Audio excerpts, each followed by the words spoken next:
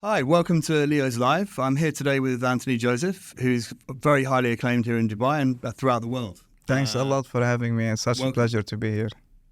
So tell me more about the background, these amazing books that we've got here, guys, and what you've done to get to where you've got to now. And 10 years to summarize, to summarize it in a few minutes. So yeah, I came in here in October 2014.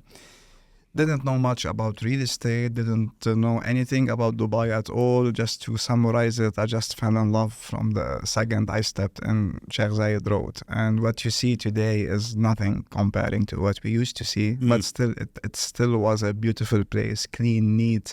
It felt like there's a charisma in it. There's blessings, as they say in Arabic. There's the barakah, which is like the blessings in that city. So yeah, I immediately start applying CVs.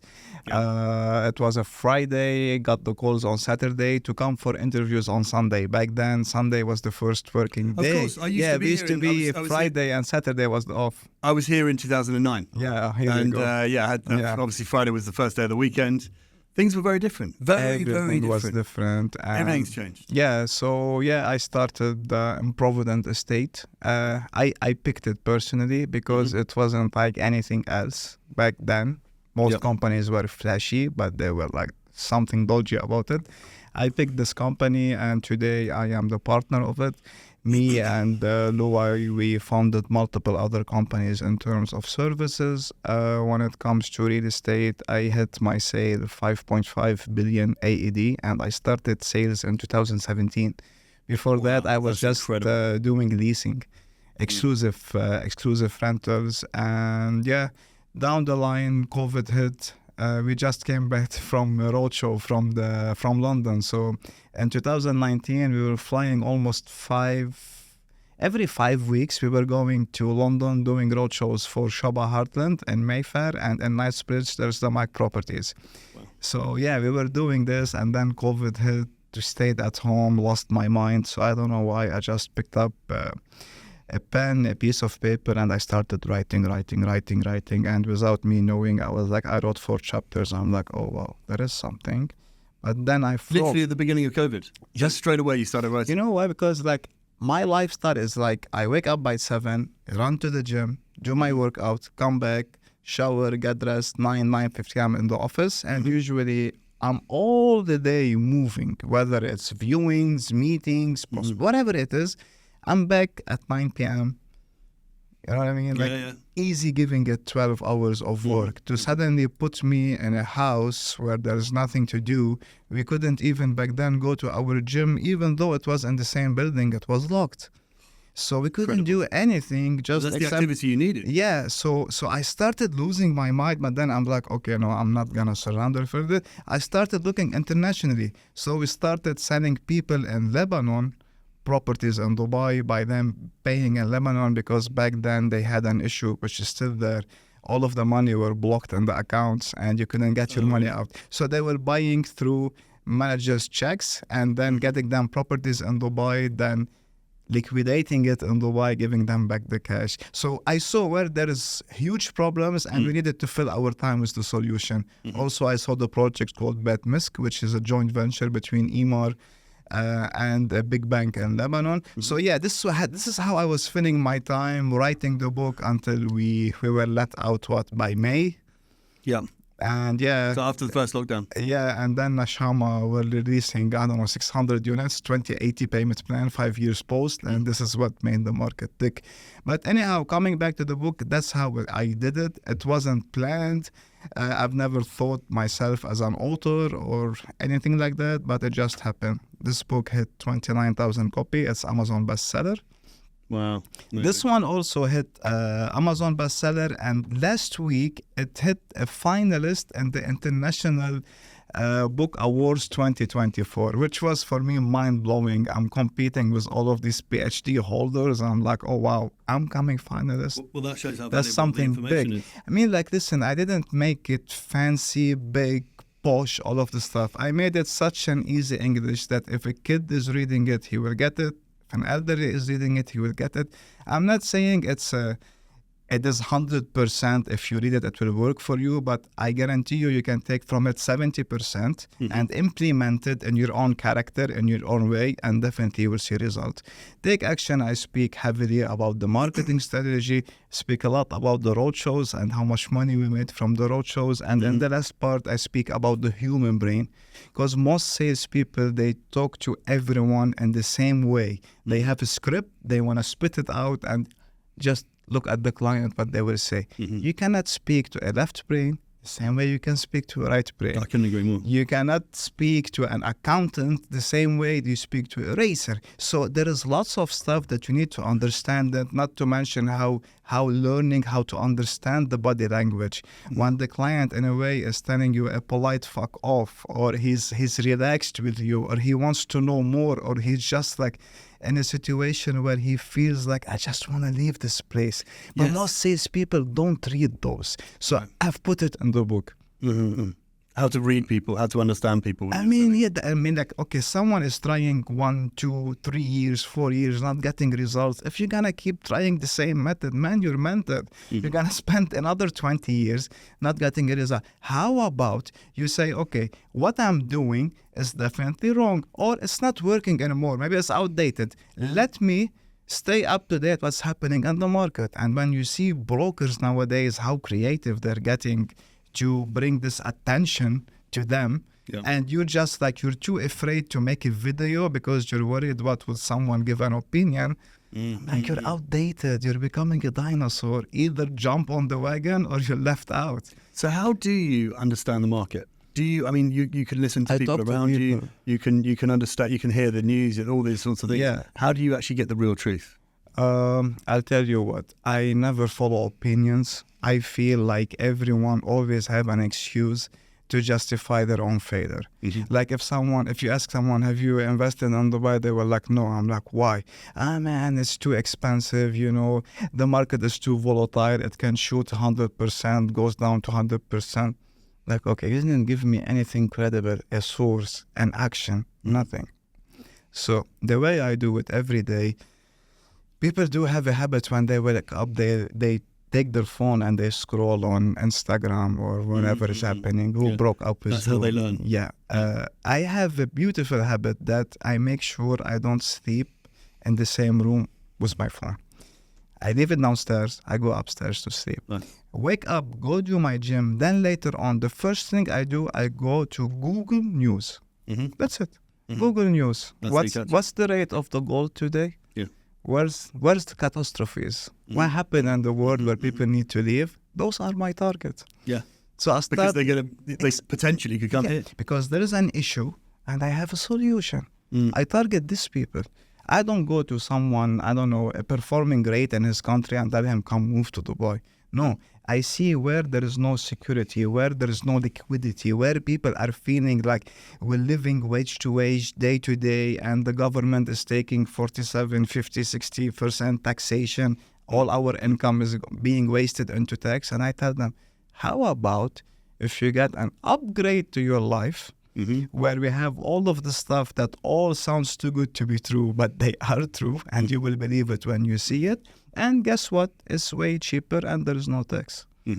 Oh, really? Tell me how. Yeah, of course. And that's how it starts. But then how do you progress it from there? If there's a false opinion created by being in a different country, and not understanding how great data. I use so many applications. I use Property Monitor for everything, and there's a mega chapter in this book about Property Monitor.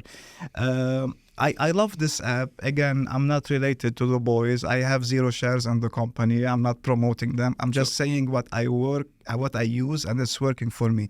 So I follow Property Monitor. Property Monitor is linked directly with the land department. You can see the rentals, you can see the sales, and now you can even see the short-term rental, which is the holiday homes company, what they are performing. So I always make sure before talking to anyone, I know my data. So when someone tells me this is shit, I'm giving them the numbers. I'm like, this is the reality. Your friend's opinion is the shit. It's not you. Right?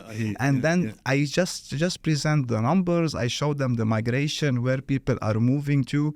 And that's how I do it. And if someone, as I told you, I do have 3 types of investors. I have the flippers, I have the medium term, 3 to 5 years, and I have the long term investors. And for each category, I always have inventory, which is not in the market, exclusive to myself, and I present it to them. So how do you manage to get hold of inventory that's only for you to put out into the Listen, market? now it's not that hard. I mean, like, because from my impression is that everybody wants everybody to sell their stuff. So there's like I don't do that. I You tell keep it the landlord, if you wanna treat your property as a whole, it's not gonna move. If everyone has access to it, there's no exclusivity. If everyone has access to it, means everyone will put a price on it, and this will affect you. Take it out of the market. Give it for the decent people who know how to do it. Do not give it exclusive, but at least let them focus for 60 days. They will flip it for you. Giving it to everyone, blasting it in the market, it loses value. Like, think about it. When you were in school, you were always chasing the girl that gave you a hard time, the one that was super accessible. Everyone has access to it. That's just true. Like, leave it for plan B or C, what I mean? But the main one that gives people a hard time, this is the one I want. Of course. And maybe she's not cute, just for you to prove something, you know what I mean? I want this one. It's human nature. Yeah, and that's the same for a property. You need to have that exclusivity, especially in such a dynamic city where there's a lot of similar products of what you have. Yeah. So how do you, so just in terms of the product and how the product is perceived, is sustainability and energy efficiency on the minds of these buyers? Recently, we have lots of awareness. Recently, I'm starting seeing lots of yoga instructors coming to the city, trying to have a studio and co-living space, between their studio that they do their training and the living. We've seen a project nowadays, I don't know if you heard of it, it's called EWA, which is like a green building and the Safa. And if you go there and see Alex, what he has done in terms of materials and stuff, it's like you feel like I'm in Bali, but I have the luxury of Dubai. From a little waterfall he has made on the balcony, from the sounds, from the material, from the how much it can block the sun, like everything, it was on point. So I'm feeling it's different. Also, I'm seeing most developers are going to outer communities, not the main ones like in Sheikh Zayed Road, and they're building a huge blue lagoon and they surround it with 3, 4, 5 beds, townhouses, and then you have the standalone villas and green living. We've seen the acres, the latest release by Dubai Properties. It was done in December. Now they have a phase 2. So everyone is going through that living, like people are bit bored of the standard old boring white building that has 1, 2, 3 beds, a gym and a pool. It's just like people want more. People want to feel like I'm connected more to my house than it's just I'm renting it or buying it. There is some sentimental something like that. I agree. It's human nature again. 100%. Natural progression. So you have a property and then you have the home feeling. So there's the house and the home. That's the difference between the two. And the amenities being different. You go going around all the communities of everywhere has a pool and gym. Yeah, of course. And everywhere seems to have a lagoon in it. Lagoon now is becoming like the new trend in the country. But there's things like places for people to get together. Communities with schools, communities 100%. With, not everybody drinks, but sometimes they have a bar, a clubhouse, things like that, so people can come together there.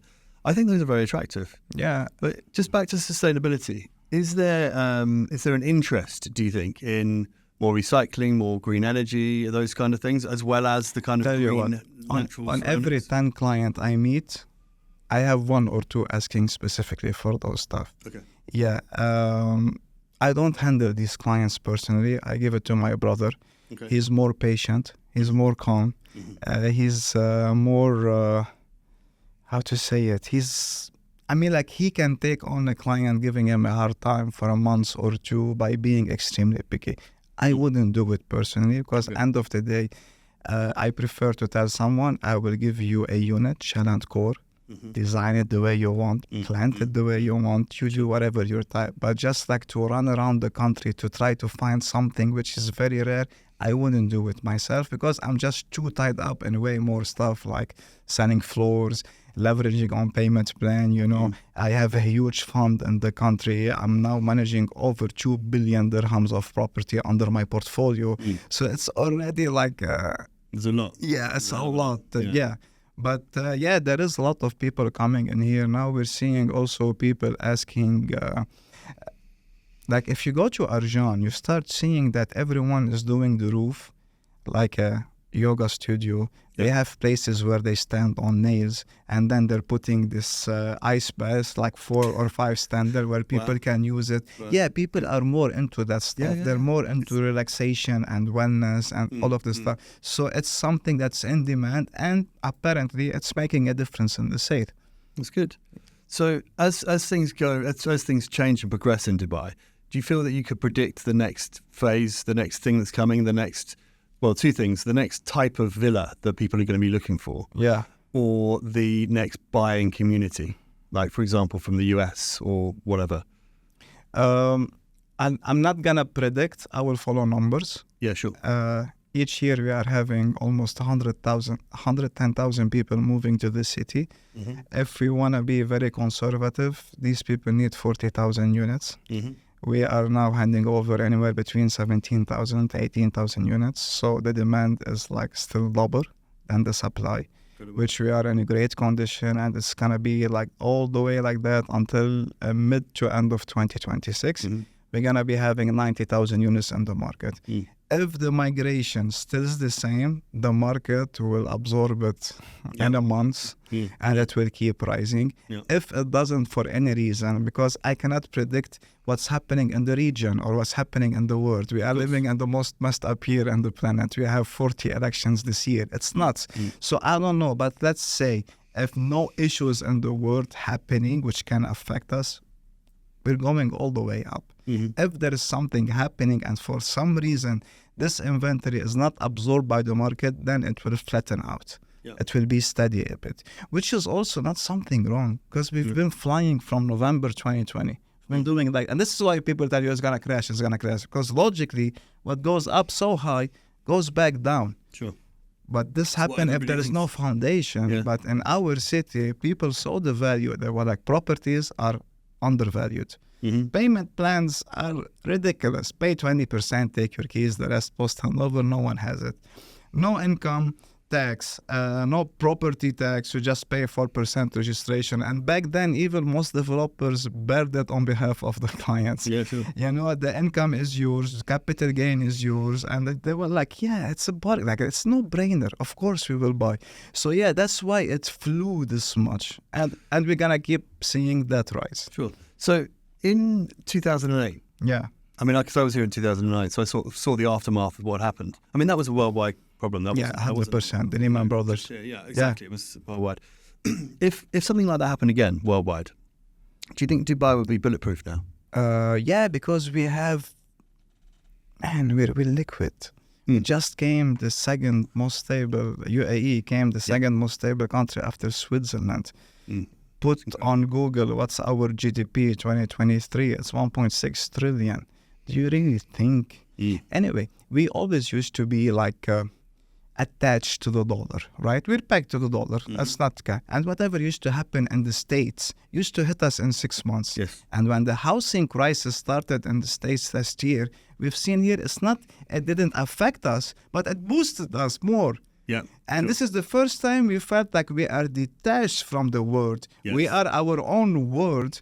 And even I can say Dubai as a city, there is no comparison to it and all of the GCC and all of the Middle East and all of Europe, even America. Yeah. I'm not Emirati. Yeah. It's not I'm saying this because I'm getting paid. I'm talking about the market and what the market has been pushing for. Now, you're telling me about nationalities.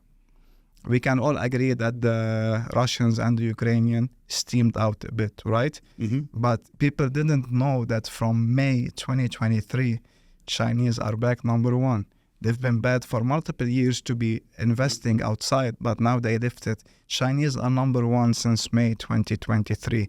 We've seen a mega pickup in the English dropped to number 6 or 7. Yeah. Now they are number 4. Yeah. They're back in the city because due to multiple reasons. When we asked them what is the main reason, they were like safety. You cannot live in the UK nowadays. You cannot even enjoy. You always have to be hiding. You know what I mean? So they're coming here enjoying the sun, which they don't have much of it, and enjoying that luxury and just at least enjoying their money. Like, what's the point if you want to be working like an animal to make the money, then you have to hide at home? Doesn't make sense, right? Yeah, I agree with you. And then I've seen a mega rise in the Turks. Americans are number 6. So do you think Americans could grow? Yeah, Americans. I'm saying about the Turks, and I was super surprised that Lebanese are number 8. And Lebanon is having a major financial crisis since 2019. Well, is that not the reason? If there's a financial crisis and people want safety with their money, because every country has people with money, right? Yeah. If there's a crisis, that money needs to be somewhere safe. And here is the safest place. Yeah, and where do you know a place where you just buy a standard property and you make on it 8% net to your pocket, no tax, no headache, no nothing, just fully paid and ready? I can't say no place. Nowhere, anywhere on the planet. Yeah, that's true. Like I was in the States last month. So I was meeting with like funds and investment capitals, and they were showing me what they give guarantee to their client, 4.5%. Maximum. I showed them 3 properties where I'm achieving above 14%. And they were like, this is something inflated in here. This is not right. I'm like, okay, this is the tenancy agreement. Read it. This is my purchase price, because in our title deed, that will give you the price and the date that you mention on the title deed when you purchase. I'm like, this is property monitor. This is the property. This is worth it today. And that's an offer I have, an EOI. I had even an expression of interest from someone who wanted to buy. And they were like, damn, that's huge. Like, are you happy with 4%? Like, our worst property is making 8, man.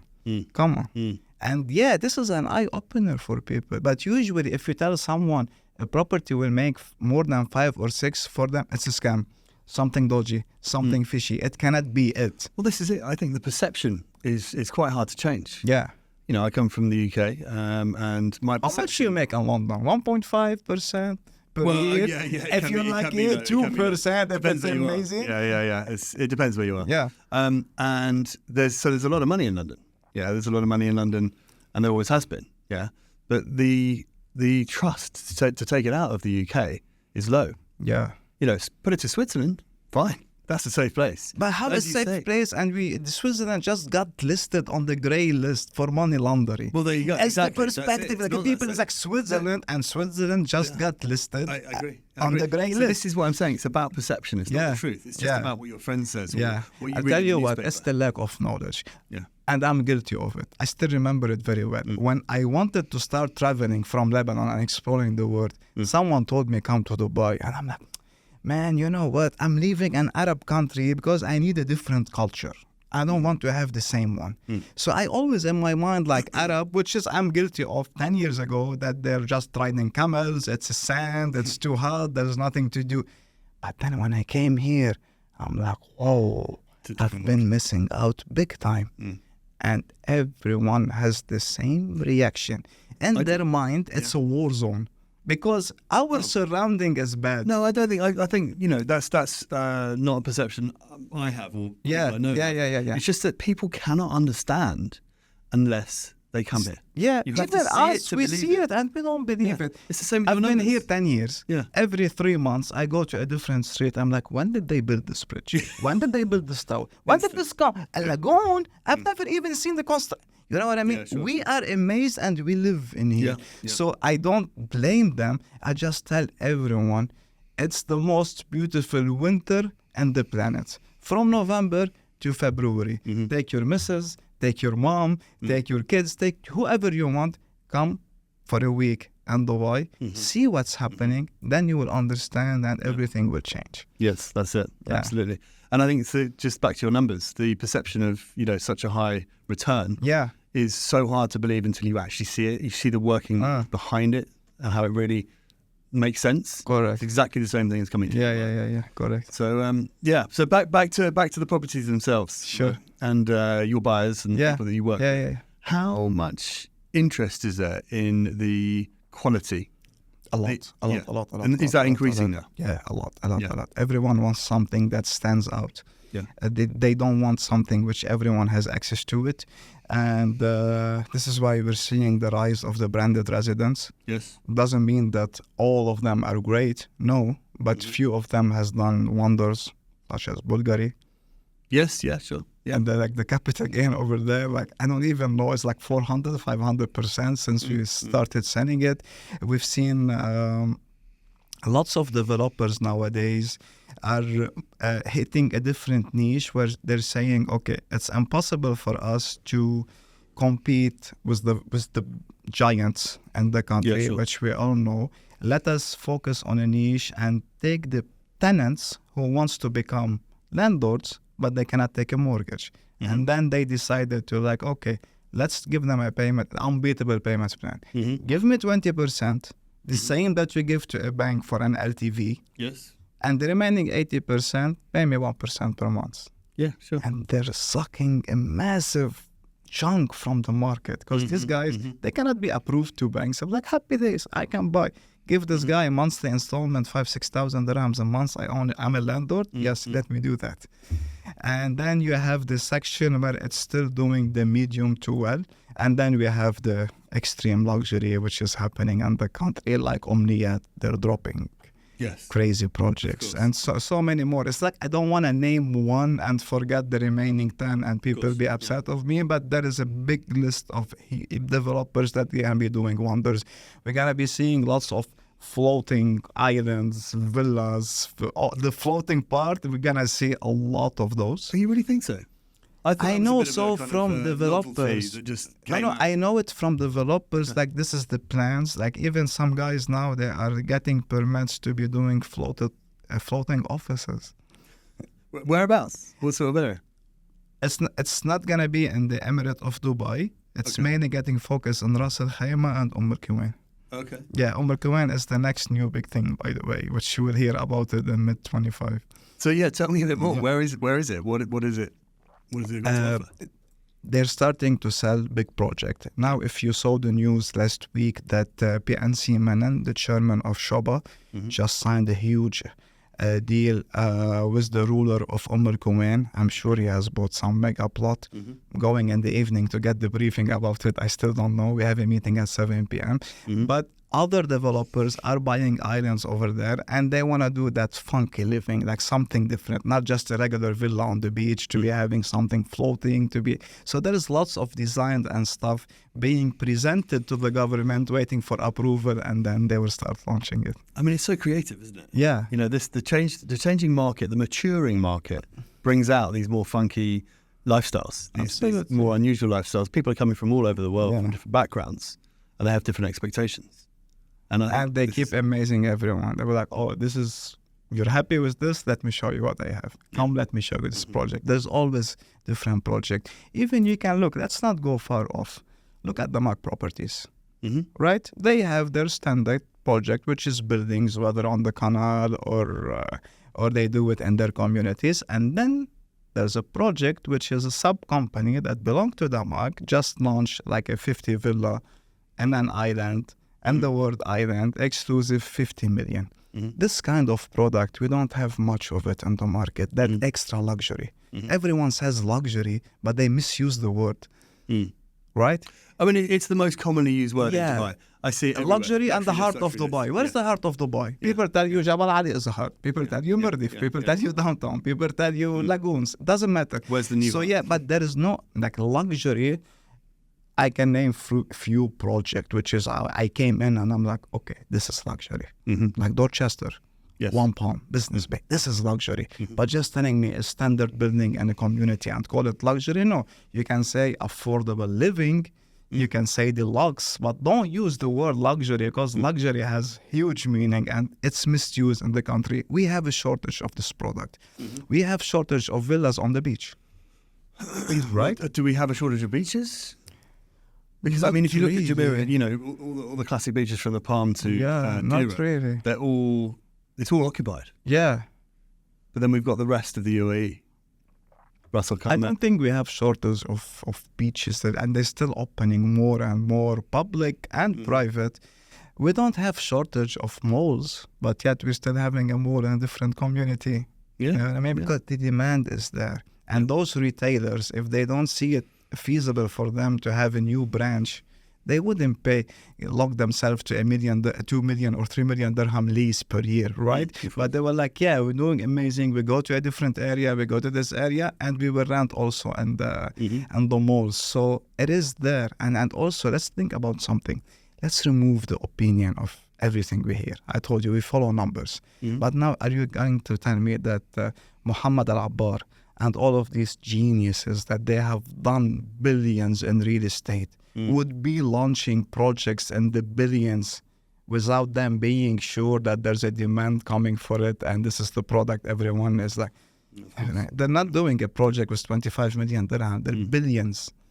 So they know what they're doing based on R&D, based on research, based on like actual people knowing what they're doing their studies on it, just launching it and waiting for the best. Yeah, of course. So are you planning to do a new book? I'm already in the process. I'm in chapter 6, my third one. I will be talking about the holiday homes business, how I started my company, the fun story, and how we started just before COVID. Then we were slapped in the face to be wiped out for 10 units, and how I built it to become a 900 plus units. Yeah, incredible.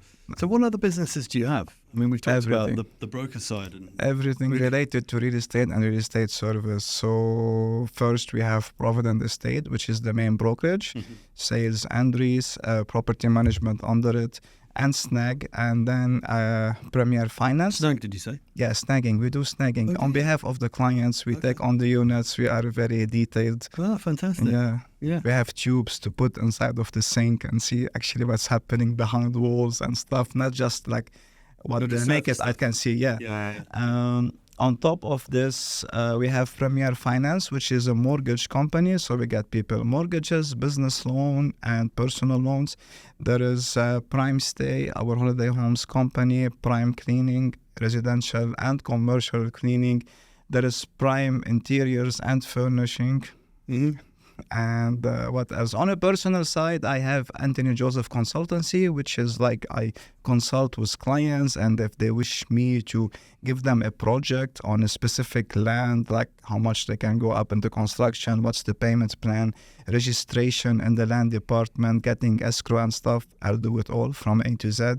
I have my own podcast, these books, online academy, and the physical academy, and I think that's about it. Maybe, I don't know. I mean, that's an empire. Yeah. That's an empire. So have you, I mean, that to me, everything you mentioned there is like several floors in a big tower. So it's almost like you can fill an entire tower with your businesses. One-stop shop, that's it. Once the client comes to us, he will never leave. And most of the time, the client comes to us for multiple services outside of brokerage. He just came to Dubai. He wants to get himself a trade license. He wants to get a golden visa, bring his family, open a business, and a year later he will buy. But since he came for this model, he's locked with us. So for the rest of his life, he's dealing with us and he's bringing his friends as a referrer. Well, if it works, why would he change it? That's what I'm saying. So this is the model that we have. It's not selling real estate. It's everything. Just come to me, tell me what's your issue, so I can give you a solution. So how do you manage to keep all of those people feeling looked after and cared for in what you do? Yeah, so I'm not doing this by myself. Yeah. We have a huge team, like the employment now, 377, 150. We're talking almost, we have 525 people between admins, brokers, client relationship. We are a lot into tech. I do have amazing websites, browsers. I'm building my own application. It should be having a soft launch in November. What's the application for? It's going to be like you can book your ticket to Dubai. You can book your pickup chauffeur from the airport. And then you can pick our units, book it, pay for it. A special concierge, allocated concierge at their service if they need anything. And they can book the housekeeping. They can see what are the best attractions and areas in Dubai, what are the activities, whether they want to go do, what's it called, that desert safari, or they want to take a boat and have the cruise and the marina, helicopter ride, whatever. I do have what's it called, white glove service. Like if someone needs a private jet and helicopter in the city, a limo and stuff, we have it as well. I mean, what don't you do? You cover pretty much everything. So, yeah, I mean, it sounds amazing. Tell you why I've done all of this. Yeah. It wasn't a passion for me to be having this many businesses and employees. But when I came to Dubai, I started using companies, housekeepers. Yeah, sure. They used to mess up. I used to take the bad review. But it wasn't in my hand. Then I want to do a company formation. Oh, the guy inflated the price 15,000. I'm like, okay. Instead of me saying all companies here are bad, why do not I create these companies and give a better service? Yeah. And that's why everything came to life. It was because the failure of the market that pushed me to do this myself. But trust me, it's not like I want to have all of this chaos in my life. No. Sure. And how do you, so just one last question, with your sort of, with all those 500 people who work for you, they must all have to represent your way. Absolutely. Your way of doing it, your way of understanding psychology, your way of understanding what they need. How do you get that across? How do you train them? So in order for anyone to take a desk, they have to go to an hardcore training. Okay. And why we call it hardcore? Yeah, but it's like for 21 days. But why we do it this way? Because first, they're learning about the market into details and how to do market search. Yeah. No one is allowed to speak to someone of us. A client asks them, what's the price per square foot? If you don't know the price, I'm happy with you telling the guy, I'll look for it and come back to you, but never give a stupid answer. You're not allowed to do that, right?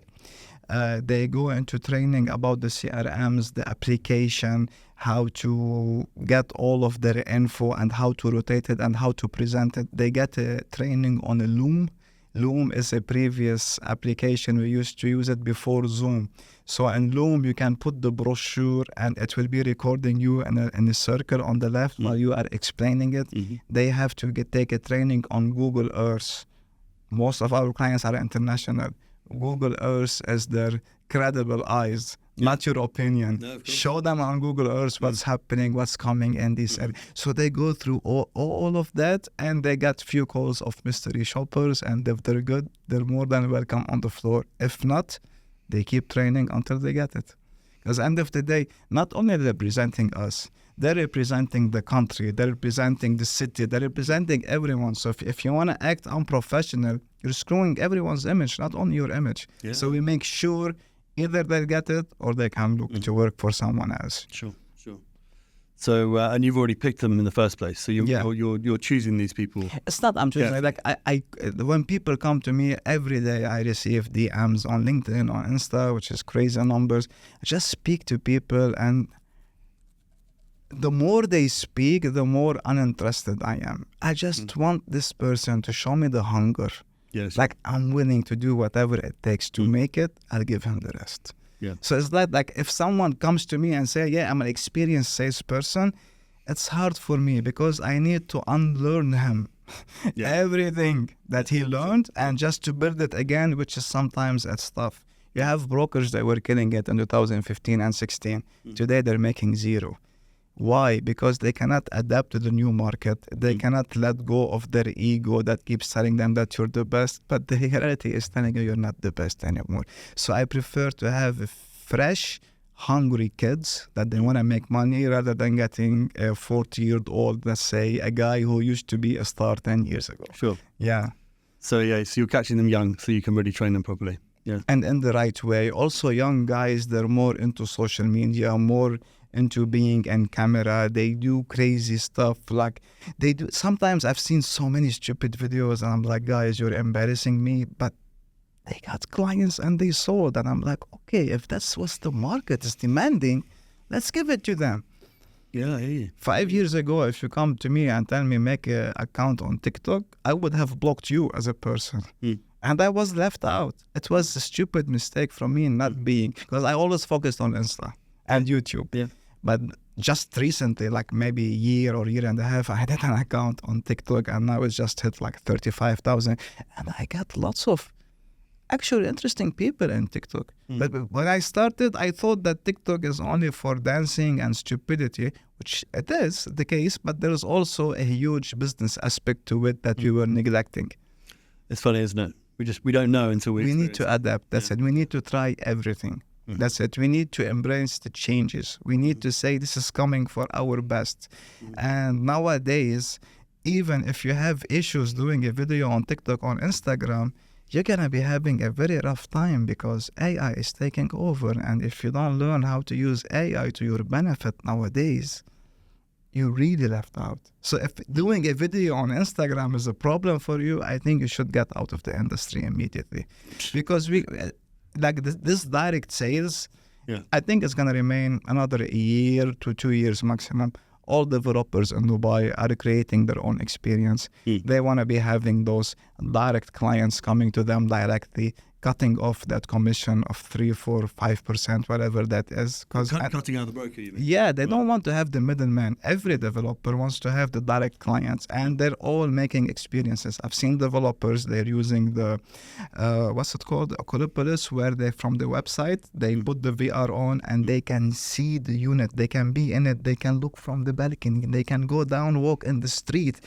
Even if the guy is in Poland, he can see Dubai. Yeah. So yeah, I've seen that actually. I did that. With the technology is coming here, I'm telling you, we will be very lucky if we have 2 years of a middleman.